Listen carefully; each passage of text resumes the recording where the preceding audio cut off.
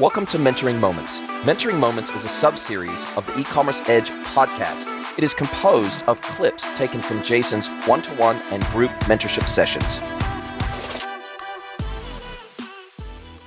Hello, everybody, and welcome to another episode of Mentoring Moments. I'm here with one of my mentees, Kevin Zaw, and he's got a great agenda lined up for us today. And in the interest of helping as many people learn as much as possible, I'm going to turn it over to him. Let me ask the questions, and I'm going to answer. I'm going to shoot from the hip here. Kevin, over to you, and I'm open to whatever you have. You always come up with great agendas, so I never have to worry what kind of questions you're going to ask. They're always great ones, and they're always super helpful, and they always force me to think. Yeah, I'm on board with whatever you've got on deck for today, so I'll hand the microphone over to you, and we'll get stuck into it. Awesome. I appreciate it. So a couple of years ago, I went to a large manufacturing conference in Chicago, and they had a lot of different types of technologies over there. ERPs, B2B commerce technologies. And I remember seeing Amazon there, and I was surprised because I didn't think that Amazon was in the B2B space, but they had a whole booth talking about how they can run their B2B commerce operations through Amazon. And I wanted to get your perspective on marketing presence when it comes to B2B commerce. Do you think that there's going to be a lot of disruption through Amazon in B2B commerce space? Type of businesses would work well using Amazon versus getting its own software for that. So I want to get your perspective around that because it was completely new for me to see that. Yeah, look, Amazon's been doing Amazon Business for a while now, which is their B2B marketplace. It's blended in. It's not like you have to go to a separate URL or to a separate destination to shop Amazon Business, but certainly from a listings perspective, from an attributes perspective, from an architecture perspective, onboarding B2B brands into the platform is slightly different. And then usually you are offering things like bulk buying options as opposed to single unit options. You're selling like inners or cases or bundles, or you're selling at quantity on Amazon Business. And Amazon, I think it was about 6 or 9 months ago, actually put out an article that was distributed by Reuters that I read, talking specifically about the B2B opportunity in Europe in particular, and the fact that in Europe there were a tremendous amount of categories that they did not have B2B suppliers for yet. And so they were actively going out and seeking suppliers, B2B suppliers for these specific categories. And I think from memory, I think one of them was stationery, and there was a few other B2B categories that they really didn't have bulk supply available for. Secondarily, what they talked about in this article, and I'll have to try to look it up and send it to you after our call, but I remember them also saying that they did not, unlike the United States, where they've got reasonably good infrastructure for all of the logistics, inbound, outbound logistics, last mile logistics, etc.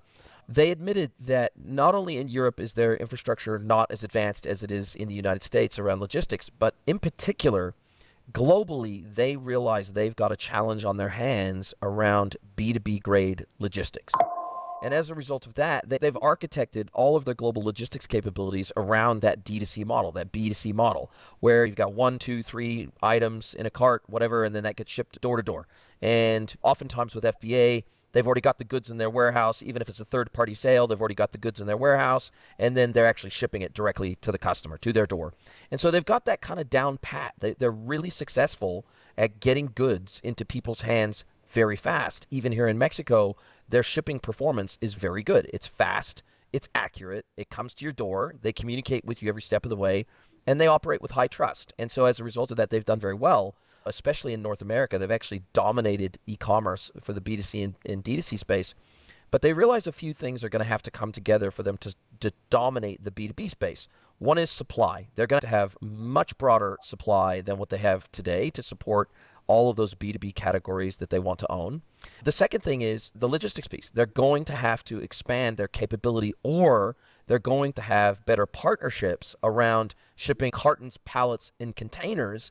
They're going to have to get better at shipping volume for the B2B buyer, and for that matter, for the B2B seller, particularly if those B2B sellers want to ship FBA. If they want Amazon to hold all that inventory and they want them to hold pallets of goods, if they want them to hold cartons of goods, containers of goods, how is Amazon going to handle that? That is their biggest challenge right now, is logistically, if our customers, meaning the merchants that sell on our platform, if they want us to handle end-to-end logistics just like they do in the D2C and B2C world, how the heck are we going to be able to do that? How are we going to be able to manage that?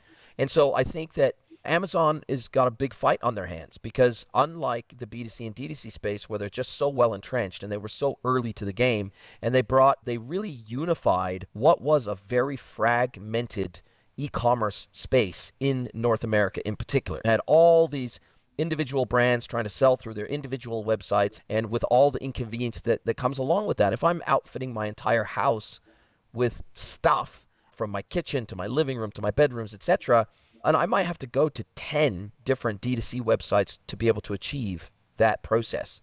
Whereas if I go to Amazon today and I want to kit out my entire house, including the house itself, they're selling portable tiny houses now. They basically get dropped in by truck, and they've got hydraulic arms on the walls. And I've seen these houses reviewed on YouTube where they'll literally deliver your house and everything that goes in it directly from Amazon to your door. So they've got D2C and B2C pretty sewn up, particularly in North America. They're not as dominant everywhere else outside of North America as I think they'd like to be, but they're certainly working on it.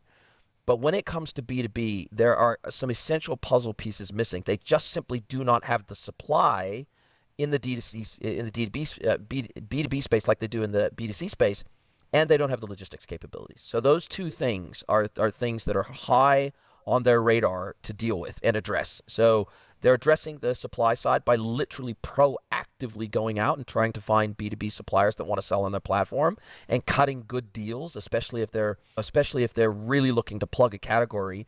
Then they'll lower their seller fees, for example. They'll do all sorts of they really want to increase the amount of sellers that are available on the platform. So they're willing, at least in these early days, they're willing to cut them some special deals to get them to come on board with Amazon. So those are the two areas where they have to get things right in order to have a shot at taking significant market share away from B2B sellers, which historically have sold primarily via field sales teams. So they got some work to do, is what I'm saying. Massive opportunity. They realize it. B2B sellers realize it, but it's going to take a lot to be able to execute on that opportunity. Gotcha, absolutely. And my second question is, what do you feel is the current market presence in the B2B commerce space within the software industry? I haven't seen a lot of conversation around B2B commerce within software. Typically, I see it within the manufacturing space. But I think I question that the future is going to be where businesses can go to a portal to be able to purchase software licenses, opposed to going to a sales rep or possibly going to a portal to be able to renew software licenses or purchase add-ons. What have you seen around the presence of that in the software industry? That's already starting to be the norm. When you think about, for example, the BigCommerce B2B edition, you can go to their website and it's still a sales rep-led engagement, but you can open up that engagement through their website. Shopify, same thing. They're making a big push to enable B2B commerce capability on Shopify Plus, right? But you have to be on Plus to get it, and Plus is usually a negotiated thing. You can't just sign up for the Plus tier on the website, give them a little bit of information, and then boom, you're enabled with a Plus subscription. It's not the way it works. It's an enterprise. It's still considered an enterprise software sale, and it still does include like a sales engineer, typically they'll have at least a solution architect very early on to make sure that the platform is at least fit for purpose for the use cases that you have as a business when you get up to that enterprise tier. And it's the same with BigCom. The reality is that when you get up to that enterprise tier plus, which their B2B edition is, by definition, it's enterprise plus B2B functionality on top. And so you still have to go through a sales rep. And I'm not 100% sure that even in those instances where the rest of their tiers are available in a pure SaaS model where you click a button, it stands up the instance, makes it available to you, you put in your password, and you're off to the races, and it provisions it for you semi-automatically. I'm not convinced that Shopify, BigCommerce, VTEX, any of the majors, I'm not convinced that any of those, even though they are SaaS platforms, I'm not convinced that at that tier that it will ever get to be fully automated like it is on the lower tiers. Because at the moment, you still need to know a lot more about those brands. You need to better understand what is the size of their catalog, how many transactions are going to be, they on average, going to be putting through the platform every day, week, month, year, how much GMV is going to be put through that platform every day, week, month, year on average. How important is this channel to the business? Are they looking at rapid scaling? Do they need advanced API capabilities? What is the kind of throughputs that they're going to need for their API layer? How many back office systems are going to be integrated to? What's the call frequency of certain things going to be? Do they need webhooks? All down the track. And so typically, when you're talking an enterprise tier of any of these SaaS platforms, and B2B fairly and squarely for these platforms fits into their enterprise tiers, this is a negotiated conversation because every engagement is slightly different. And so I'm not convinced just yet that you'll ever be able to just rock up to the Shopify website, say, I want Shopify Plus. Here's my basic information, provision it for me, and then 2 minutes later it's up and running and you can log in and you're off to the races. I'm just not convinced that's ever going to happen. And speaking specifically for the B2B dedicated platforms like the Oros of the world, or platforms that have a very heavy B2B capability like the Viaxes of the world, like the Vtexes of the world, even some of the dedicated CPQ platforms of the world, I just can't see a world where you can just easily go to their website, click a button, pay, put in your credit card details. You learn, okay, this is going to be $5,000 a month, whatever it is. This is a subscription. We're paying $5,000 a month for my subscription. Here's my business credit card. Start billing me from today, and here's your API keys, and away you go. I just think that when you get up to that enterprise class of merchant, they oftentimes have such unique requirements that it's very risky at that level, unless they have a consultant like me or somebody else, another consultant or another agency that they're working with, an SI that they're working with to help them match up their requirements with the right platform. It would be very risky for these platform vendors to allow you to sign up to a 12, 24, 36-month term on an enterprise plan when they may not be able to meet the customer's core requirements, and they need to do a bit of diligence before they sell that product into an enterprise merchant. Because you sell someone on that, you lock them in, and they don't have any recourse if it doesn't fit, it doesn't work for them, and it doesn't meet all the requirements, and they got to do heavy customization to get up and running. That's going to leave a sour taste in the merchant's mouth. So I think it's always going to be a consultative sale. One of the other questions I had, I guess, to add on to that was, what type of B2B commerce platforms would be able to manage these software transactions? So think of Zoom, for example. If I'm a business and I understand Zoom is not a very complex software to use, and I want to purchase like 20 licenses, what platforms would Zoom use to be able to say, okay, this is the platform we're going to have people log in to purchase our licenses, our portals, or different software? It can be like, I don't know, I can't think of anything right now. Like, what would be some examples of some of the platforms people would use? They almost always build the actual transactional portion of the site themselves. It's almost always bespoke to manage the recurring transactions, the subscriptions, that stuff. That somebody like Zoom, they would have built that all in-house.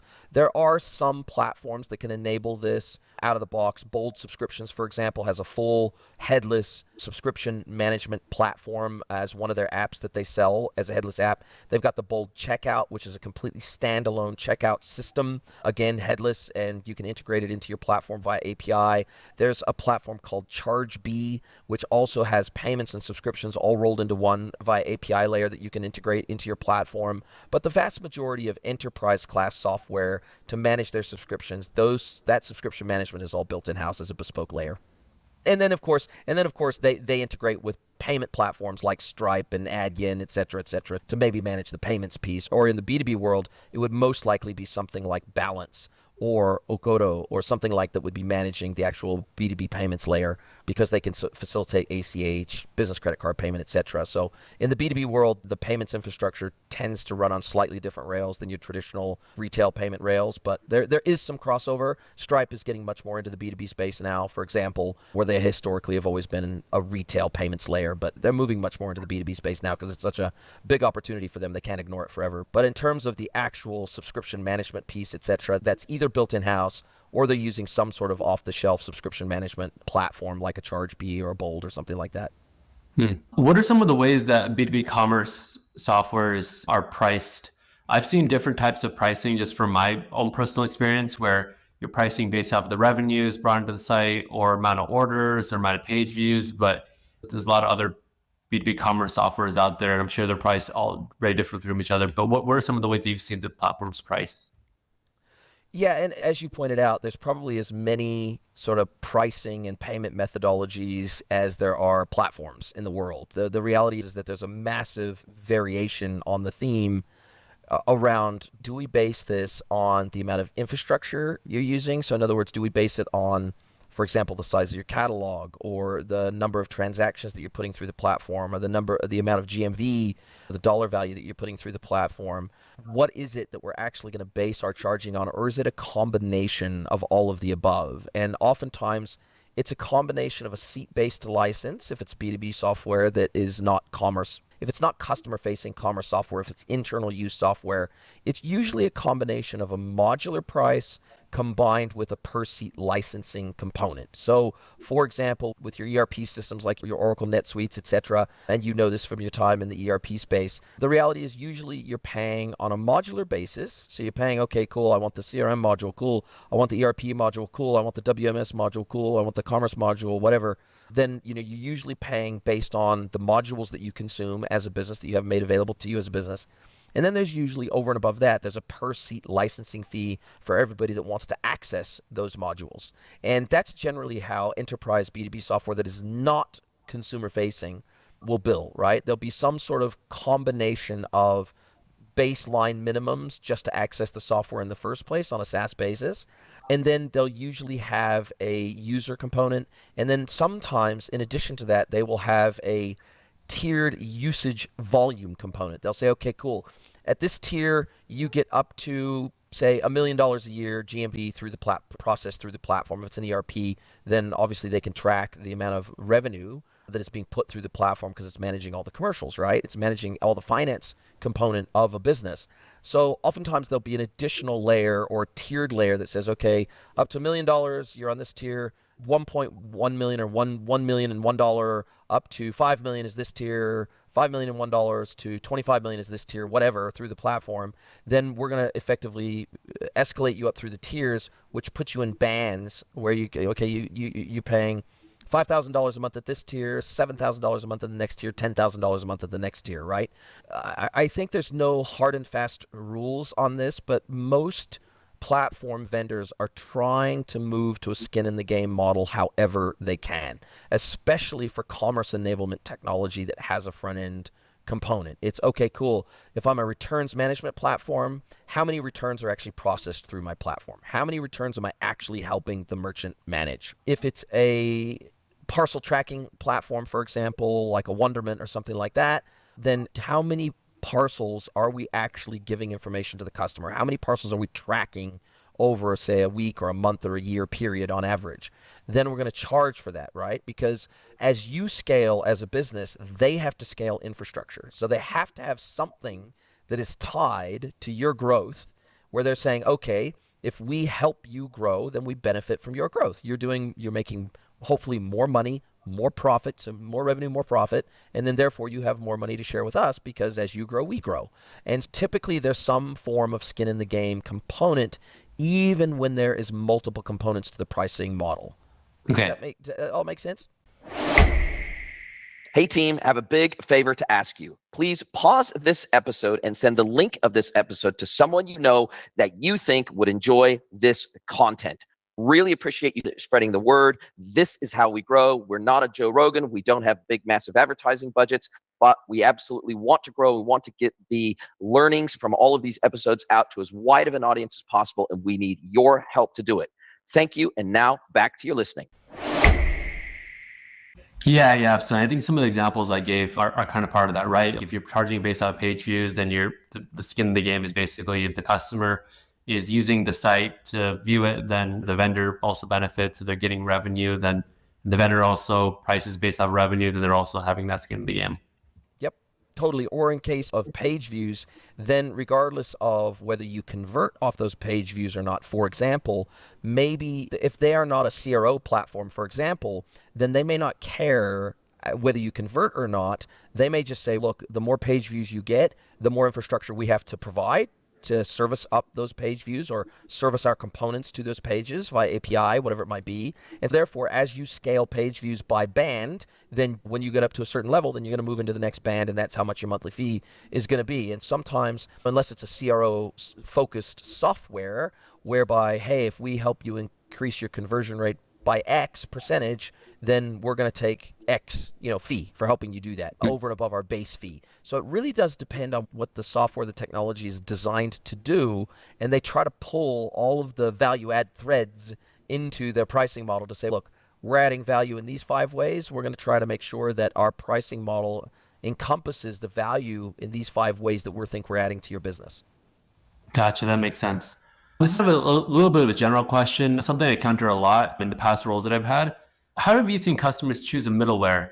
And the reason I ask this is because coming from enterprise companies, oftentimes they have their own middleware, and they'll communicate to the customer that if you're using our technologies, integrating them to other platforms, they should use our middlewares because it'll be easier to connect those different technologies. But it's interesting because when I've seen customers evaluate what middleware to use, if they should use the enterprise middlewares that we're recommending versus the one they already have, it's a little bit of a difficult conversation to have. So what type of factors go into how a customer chooses middleware?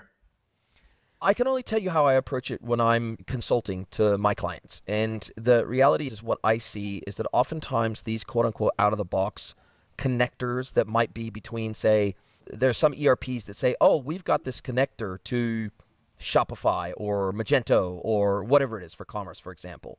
Oh, cool. We can push up all our products. We can push up prices. We can push up inventory. We can push up images. We can do whatever. Or sometimes a PIM will say, look, we've got a connector for the top 5 e-commerce platforms out there. We've got a connector for Shopify, WooCommerce, BigCommerce, Magento, and whatever else. Now, what I have found is that 9 times out of 10, those out-of-the-box connectors either don't do what the vendor says they will do, or they are just not flexible enough to do the integration in the way that the merchant needs it to be done.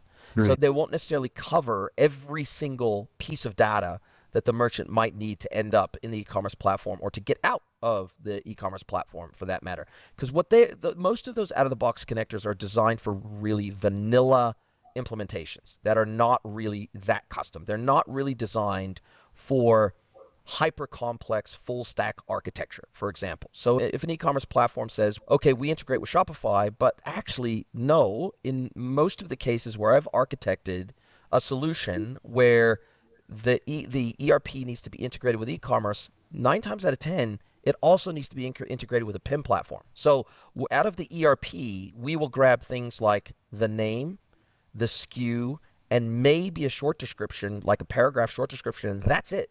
Then in the PIM, we're going to enrich everything else. We're going to add the images, we're going to add the videos, we're going to add the long descriptions, we're going to add all the product attributes for faceting and filtering. We're going to add all the arrays of structured product data. We're going to auto-populate certain attributes based on keywords that are in the name of the product, for example, or we're going to create all of the parent-child relationships in the PIM system because those don't exist in our ERP system.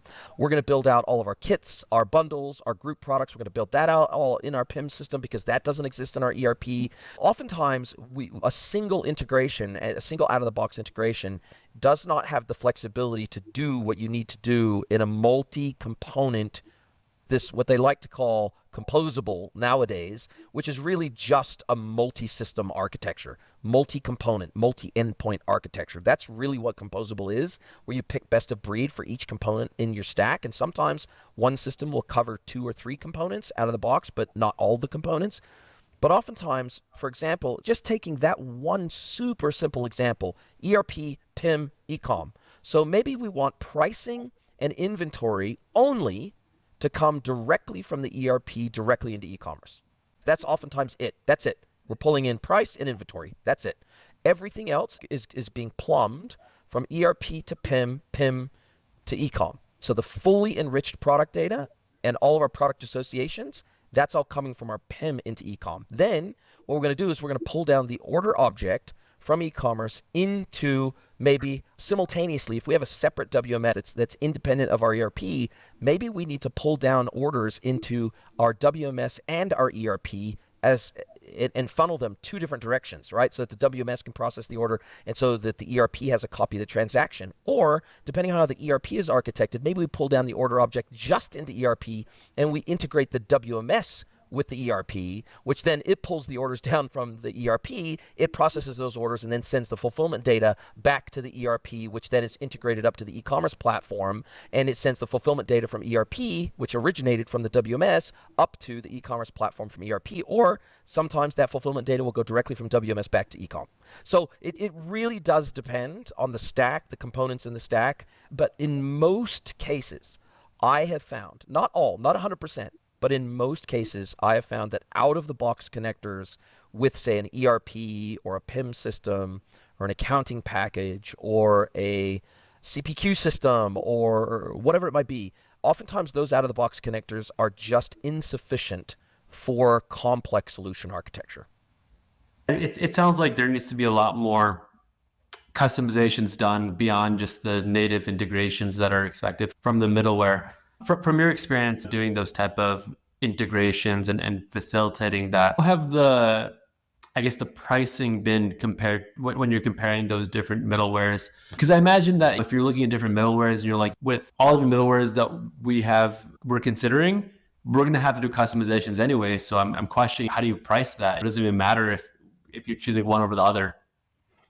Yeah, and the thing is, the complexity of the stack and the endpoints that you're going to be integrating with, which types of data you're going to be integrating, what type of data transformation might be required, data validation might be required. You might need some concatenation and truncation happening in the middleware as opposed to into the endpoint.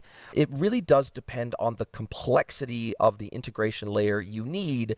That then will dictate which type of middleware is acceptable for the project. So if it's a very extensive and complex integration that you're trying to build, because now you've got 4 or 5 endpoints that need to be integrated with. Sometimes maybe one of those endpoints is on-prem, one of those endpoints is SaaS, one of those endpoints is an SFTP server and a CSV file. Maybe we've got some REST endpoints. So it really does depend on the type of integrations, the complexity of the integrations. Sometimes we need to be able to support webhook-based integrations. Sometimes we need to be able to. There's just so many different varieties of integrations and endpoints that we need to support. Basically, the more complex it is, the more important the selection around middleware becomes, because the middleware then needs to be able to support all those different endpoints, and it needs to be able to support all those integration modalities. And not all iPaaS, for example, not all iPaaSes are created equal. So if you were to go and compare Celigo with MuleSoft, with Patchworks, with Boomi, with Jitterbit, for example, which are all very famous middleware technologies, iPaaS platforms for commerce systems, they don't all have exactly the same functionality. And they don't all support the same types of endpoints, and they don't all support the same types of integration modalities. You can sometimes make them fit with some customizations in the middleware, but they don't all work in exactly the same way. And so that's why, just as I consult around taking a list of requirements that I've helped a client define for themselves as a merchant, and then I take the 80-20 rule and I'll marry that up with hopefully some platform recommendations so that we can get some demos and make sure the platform meets their requirements as much as possible without customization. I do the exact same thing with middleware. I'll better understand all of their integration requirements, and I'll learn that through discovery, and I'll learn that as I'm putting together the holistic architecture of the whole stack for them, especially if I've worked with them for a long time and I have helped them define all of the different systems that are in their business, or a good chunk of those systems in the business. All have a very good understanding of what systems need to talk to each other, how they need to speak to each other, what data is going to be shared, what data is not going to be shared, what are the rules of integration, what are any limitations in each endpoint around field level validation, etc., etc. Then from there, I will design the integration architecture. Then I will be able to make a recommendation to them. Okay, I think we should speak to maybe these 2 or 3 middleware vendors, share with them our requirements, and let them talk to us. But to be honest, more often than not, this is, I don't want to say always, but it is increasingly becoming a responsibility that the web development agency or partner or SI, they are starting to take more and more ownership of system integration. It is becoming a default expectation of merchants that these agencies that maybe have historically only played in the e-commerce space, that they can do system integration not just for e-commerce, but for the other components in their stack.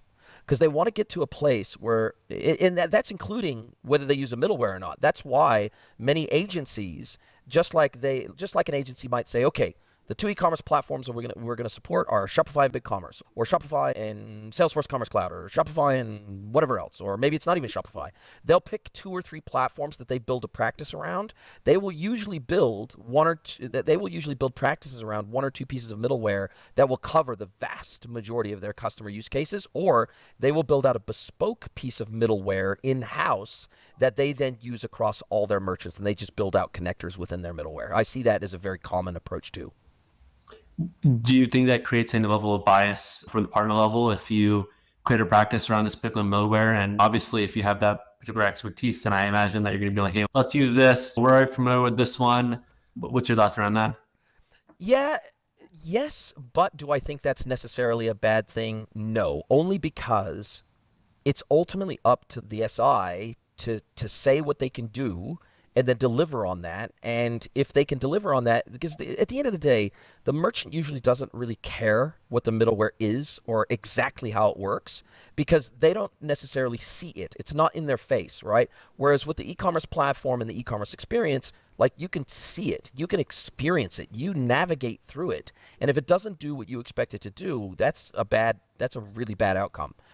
But because integration is such a hidden thing, it is obfuscated away from all but the most technical people in your business. So if you've got a head of IT, a CTO, CIO, CDO, or a head of IT, or whatever, whoever is in charge of your IT as a business, if it's independent of your digital capabilities as a business, then they might be the only one in the business that actually cares about integration architecture, because they're going to have to help facilitate it many times. They're going to have to help you get connection to the ERP. They're going to have to help you get connectivity to the PIM.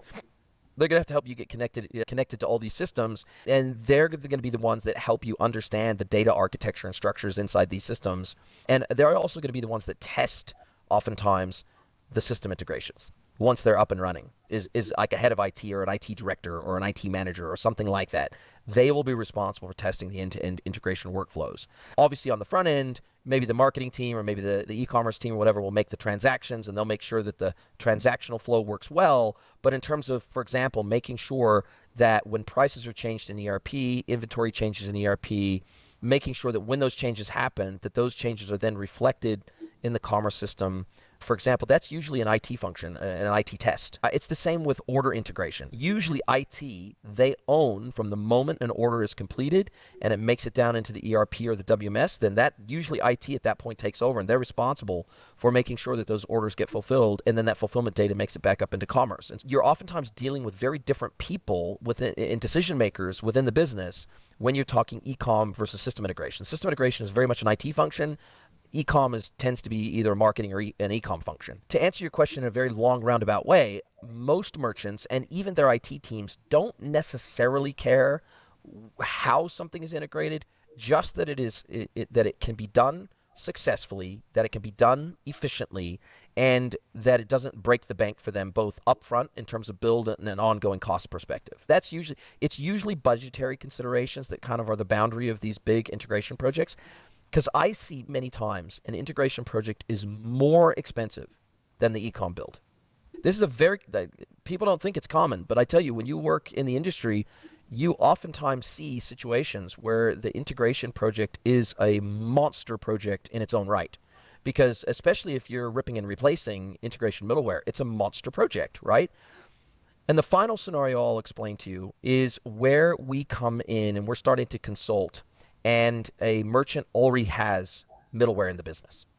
So let's say they're running Boomi, or let's say they're running MuleSoft, or let's say they're running whatever they're running, and they've got that capability in-house. They've maybe got 1 or 2 integration admins in-house. I was actually working with a merchant a few years ago, and they had 7 integration developers in-house. They were a merchant. They sold lingerie. And for their middleware platform, they had 7 full-time integration developers, full-time, in the business. And that's all they did, was develop, maintain, enhance, and extend system integrations. And so it does happen. It's not that common, but it does happen.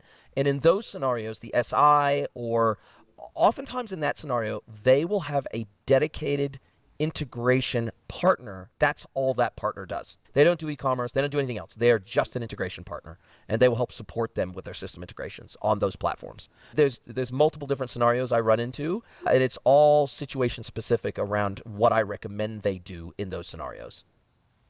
Gotcha. These are all the questions I have. Appreciate you meeting with me. If you'd like to get mentored by Jason for free, head over to greenwoodconsulting.net, scroll to the bottom of the page, and click Get Mentored by Jason.